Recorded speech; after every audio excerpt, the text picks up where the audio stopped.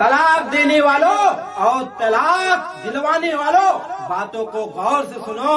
एक मैं सच्चा वाकया बता रहा हूँ, एक सच्चा कहानी बता रहा हूँ। तकरीबन आज से 1-2 साल पहले की बात है। हमारे पास एक जनाब आए और कहने लगे, मौलाना साहब मैंने अपने आंखों से एक मंजर देखा है, मौलाना साहब मैंने आंखों से एक चीज देखा है, कानों से भी सुना है, आंखों से भी देखा है कि एक ऐसा मंजर है कि उस मंजर को मैं आपको बताऊंगा तो आंखों में से आंसू आ जाएगा। मैंने बोला जनाब बताइए तो सही, और कौन सा मंजर है? वो जनाब कहने लगे कि मैं फला गांव में रहता था, मैंने फला गांव में देखा एक वाकया ऐसा देखा जो सच्ची थी, जो सच्ची हकीकत थी, वो कहानी थी। तो हमने पूछा क्या है? तो उन्होंने बोला कि एक बच्ची थी, एक बच्ची नौजवान थी, एक लड़की थी, नौजवान लड़की थी। वो अपने घर को, अपने समाज को छोड़कर एक लड़के के पीछे आती है,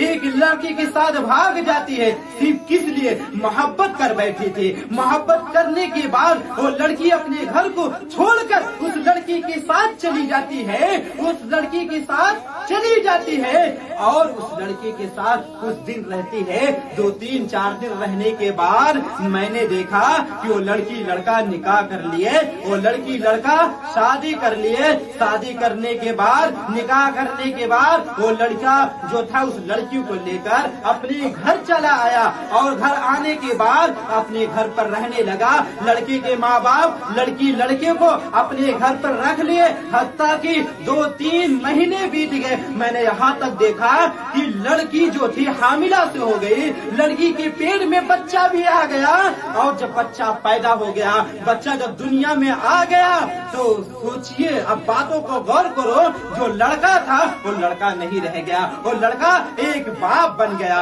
वो लड़की बेटी नहीं रह गई, एक माँ बन गई।